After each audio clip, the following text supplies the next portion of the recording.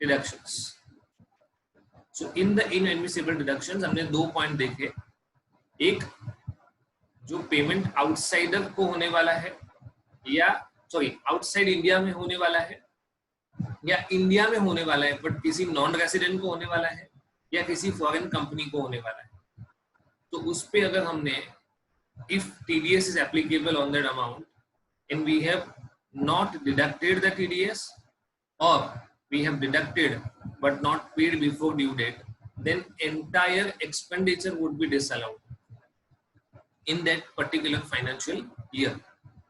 आपने अगर किसी को 50,000 रुपए बिना TDS के पेमेंट कर दिया तो पूरा एक्सपेंडिचर डिसअलाउ हो जाएगा. अगर वही चीज किसी इंडियन रेसिडेंट के बारे में होता तो सिर्फ 30% डिसअलाउ होगा.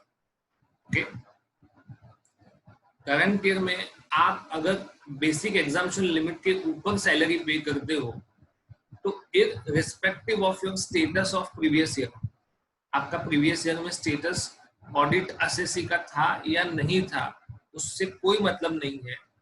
आपको हर साल सैलरी पे तो टीडीएस काटना ही पड़ेगा. It is compulsory whether you are an audit assessee और नॉट. है ना, सैलरी वाला केस एक एक्सेप्शन है. तो तीसरा, any sum that the assessee has paid on account of tax और cess levied on profits on the basis of or in proportion to the profits and gains of any business or profession. मतलब एक simple चीज है, income tax. अगर आप income tax पे करते हो तो वो आपका पर्सनल एक्सपेंडिचर है. that would not be allowed as a deduction. tax will not be allowed. ना, ये टैक्स कौन सा बोल रहे हैं वो लोग? इनडायरेक्ट टैक्स की बात नहीं कर रहे, इनकम टैक्स की बात कर रहे हैं. कैसे पता चलेगा? The tax which is levied on profits, मतलब आप जो कमाओगे उसके ऊपर जो टैक्स लगेगा, that would not be allowed as a deduction. Okay. Section 48(2)(b, any amount paid by way of royalty, licence fees, service fee, privilege fee, service charge etcetera which is levied exclusively on or any amount appropriated directly or indirectly from a state government undertaking. क्या बोला है? If any amount is paid by the assessee by way of royalty, license fee, service fee, privilege fee or service charge, which we'll discuss in detail, which is levied exclusively on or any amount appropriate, मतलब ये किस पे levy किया गया है? State government पे. तो यहाँ पे स्टेट गवर्नमेंट का मतलब बताया हुआ है ना, who is the state government. Simple है, जहाँ पे स्टेट गवर्नमेंट का स्टेक 50% से ज्यादा होगा वो स्टेट गवर्नमेंट होगा. हर एक ऐसा बिजनेस जहाँ पे स्टेट गवर्नमेंट का स्टेक 50% से ज्यादा होगा, that would be considered as a state government.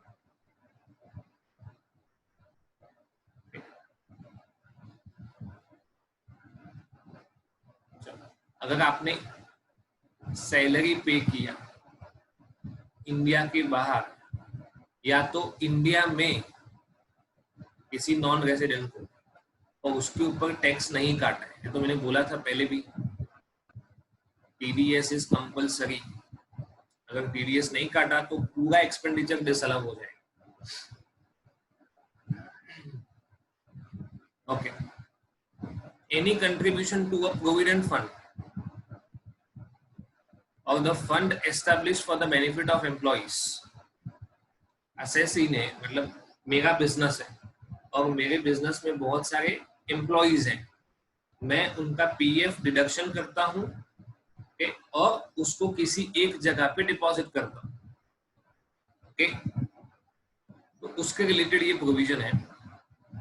Any contribution to a provident fund or the fund established for the benefit of employees unless, मतलब कौन से केस में अलाउ होगा? ये वाले केस में अलाउ होगा.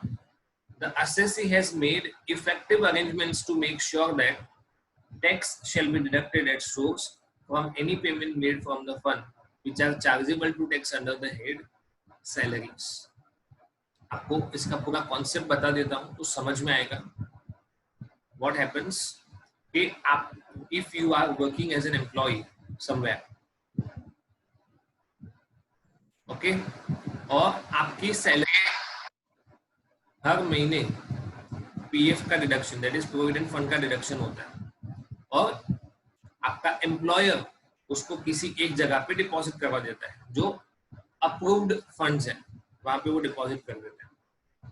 सो व्हाट हैपेंस कि आपके जो सैलरी है उसमें से पीएफ का आपको डिडक्शन मिलेगा, और जो नेट अमाउंट होगा वही टैक्सेबल होगा। ये हर महीने की बात है। आप हर महीने जो पीएफ डिडक्शन कंट्रीब्यूट करोगे तो वो आपकी सैलरी में से माइनस हो जाएगा। से फॉर एग्जांपल आपका सैलरी 25,000 है और आपका 2,000 रुपीज टीडीएस डिडक्शन होता है, सॉरी पीएफ, तो your net taxable salary would be 23,000।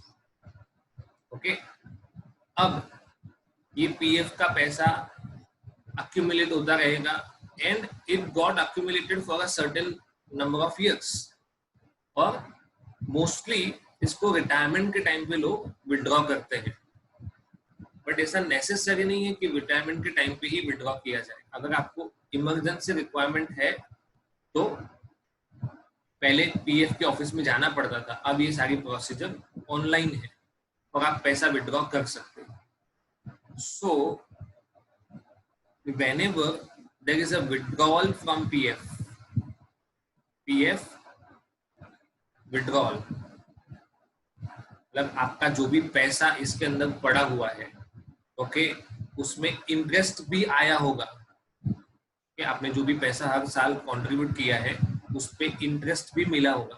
तो इसमें दो तरह के कॉन्ट्रीब्यूशन होते हैं, एक एम्प्लॉयर का, एक एम्प्लॉई का, तो उसमें दो तरह के इंटरेस्ट होते हैं, जो एम्प्लॉयर के कंट्रीब्यूशन भी मिला और जो एम्प्लॉई के कंट्रीब्यूशन भी मिला।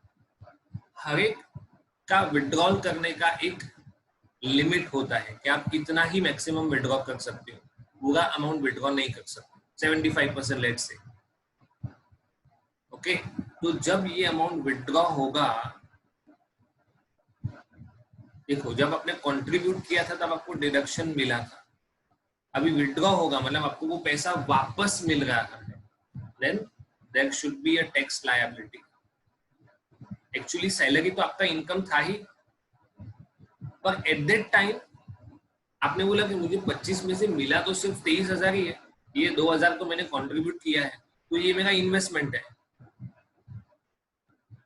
ओके, और मैंने इन्वेस्टमेंट किया गवर्नमेंट के रूल्स के अकॉर्डिंग, तो मुझे उसका डिडक्शन मिलना चाहिए, ठीक है, दे देते हैं। अब यही पैसा जब आप विड्रॉ करोगे तो आपकी टैक्स लायबिलिटी अराइज होगी। तो जो पीएफ में से विड्रॉल करेगा उसका टीडीएस डिडक्ट होना चाहिए, टैक्स डिडक्ट होना चाहिए।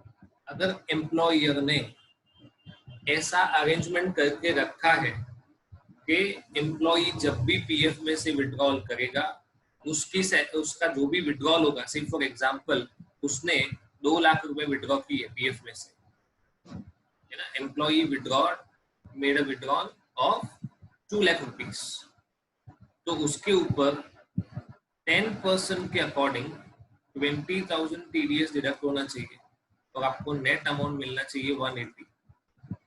अगर ये वाला अरेंजमेंट किया हुआ है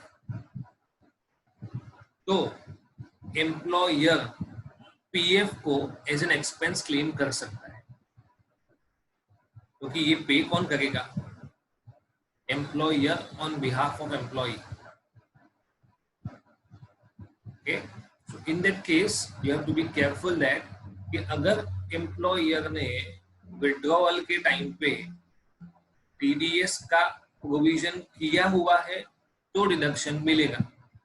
अभी एक्सपेंस का उसने बोला है कि अगर कोई भी एम्प्लॉय कभी भी विड्रॉ करता है तो उसको बिना टीडीएस डिडक्शन की पेमेंट नहीं मिलेगा।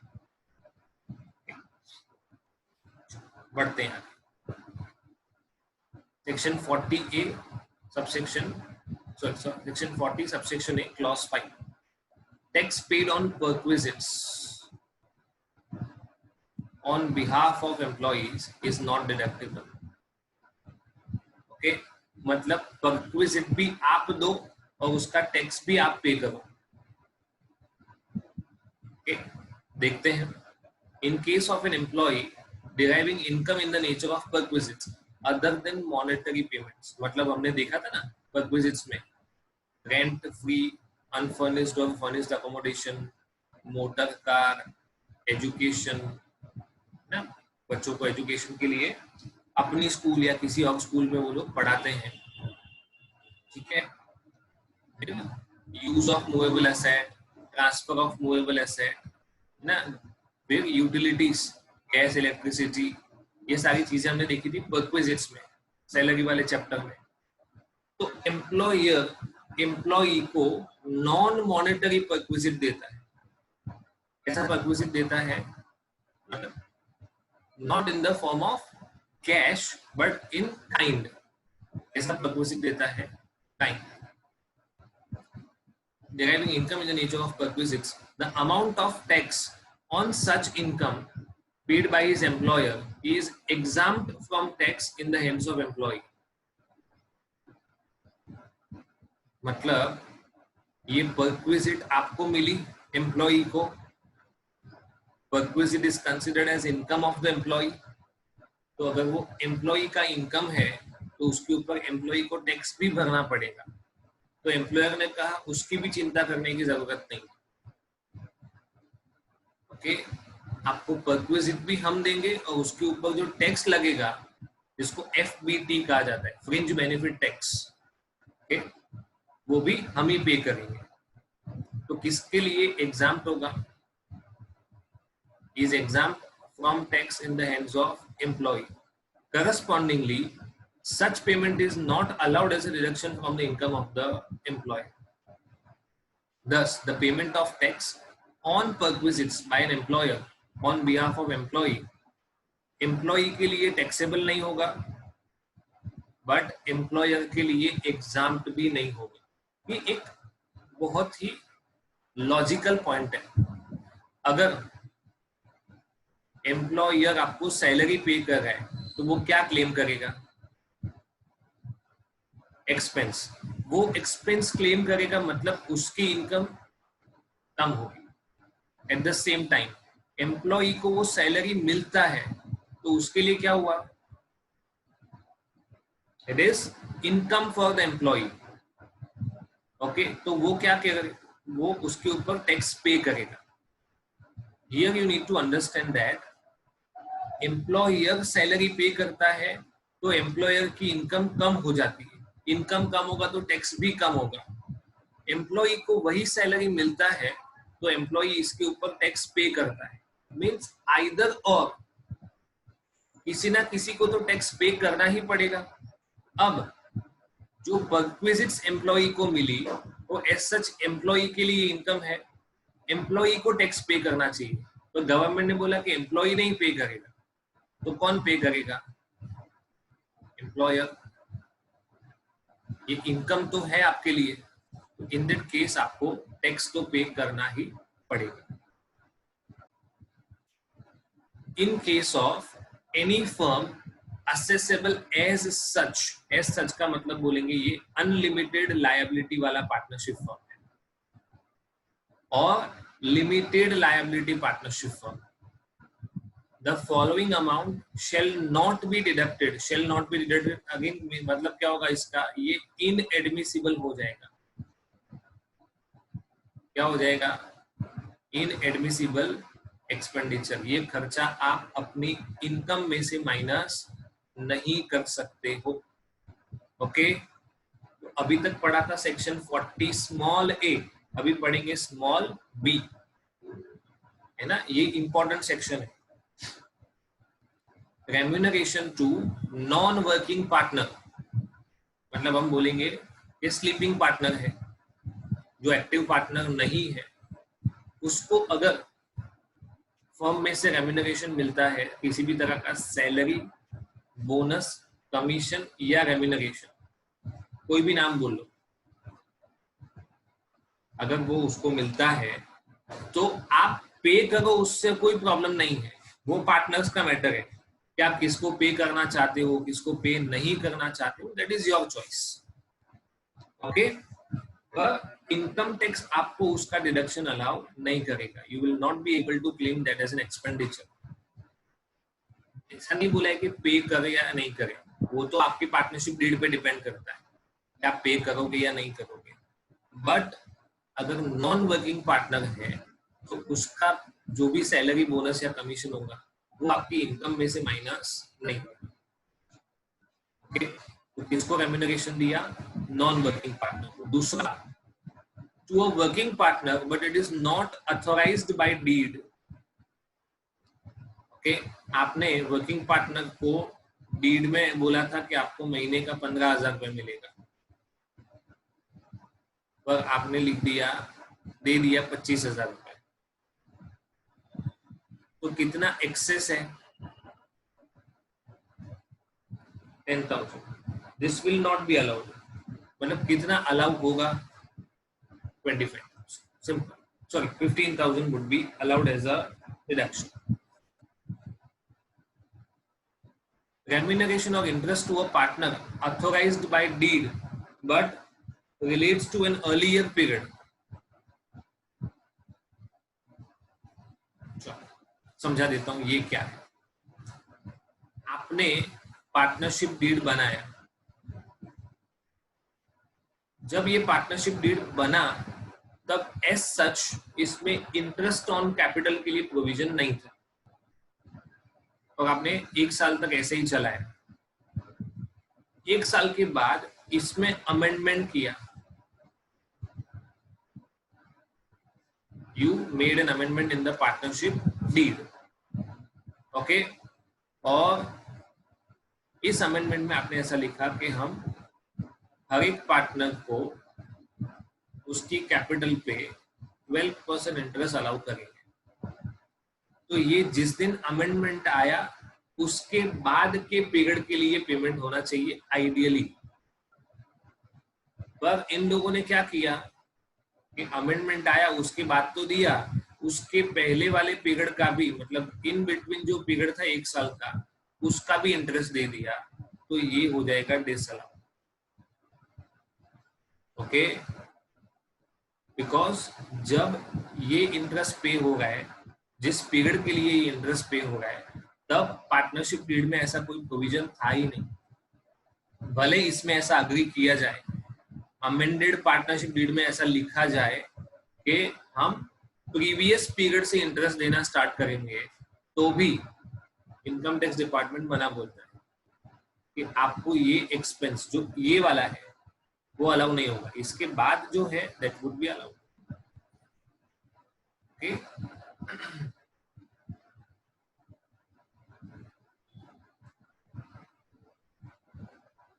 देखो लिखा होगा, it should be noted that the current partnership deed cannot authorize any payment which relates to a period prior to the date of earlier partnership deed.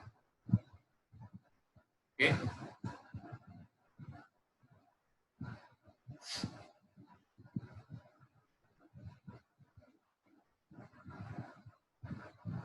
by virtue of a further restriction contained in section 40B subsection 3, such remuneration paid to the working partner will be allowed as deduction to the firm from the date of such partnership deed and not for any period prior thereto. सीधी बात है ना।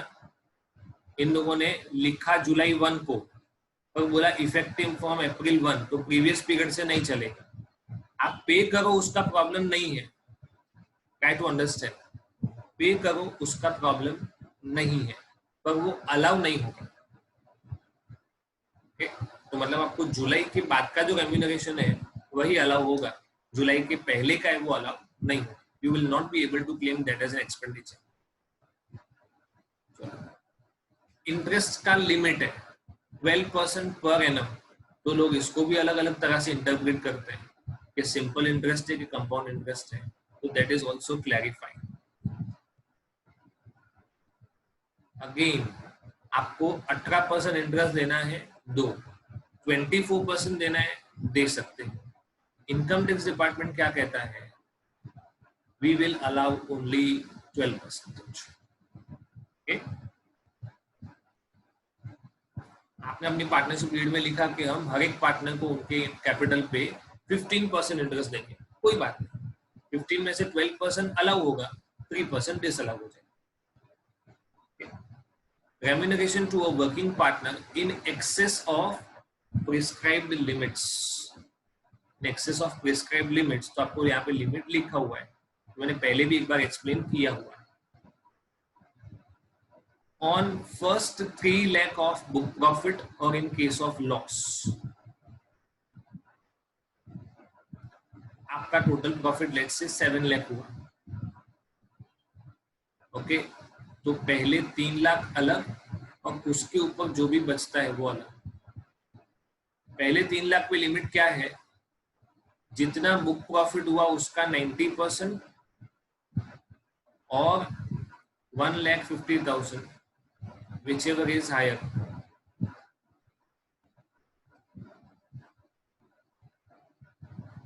मतलब कितना होगा 270, और बाकी जो बचा उस पे 60% हो जाएगा 240। So maximum allowable remuneration would be 510। ये इनकम टैक्स डिपार्टमेंट का लिमिट है, आपको पूरा 7 लाख रुपए रेम्यूनरेशन दे देना है, कोई प्रॉब्लम नहीं, इनकम टैक्स अलाउ करेगा सिर्फ 5,10,000। ओके, चलो इसको दूसरी तरह से समझने की कोशिश करते हैं। अगर आपका लेट्स से प्रॉफिट 1 लाख रुपए हुआ, तो क्या कंडीशन है, जो भी बुक प्रॉफिट हुआ पहला 3 लाख तक अप टू 3 लाख, जितना भी बुक प्रॉफिट हुआ उसका 90% और 150 whichever is higher, तो ऑब्वियसली कितना हायर होगा। Even though your profit is 1 lakh, you can still pay 1,50,000 as remuneration। आपके पास कैश हो तो पे करो, कोई प्रॉब्लम नहीं। इन केस ऑफ लॉस, समझो कि आपका 30,000 का लॉस हुआ, तो इसका 90% गिनना तो एज सच नेगेटिव ही आएगा आंसर, और 150 whichever is higher, तब भी आप कितना दे सकते हो 150। मतलब आपका 3 लाख से ज्यादा प्रॉफिट हुआ तो क्या सिचुएशन है, 3 लाख से कम हुआ प्रॉफिट तो क्या सिचुएशन है, और लॉस हुआ तो क्या सिचुएशन है। Okay, in all the 3 cases I have explain कि आप रेम्यूनरेशन किस हिसाब से पे कर सकते हो, और उसमें आपको बुक प्रॉफिट का मीनिंग पढ़ना है। ओके,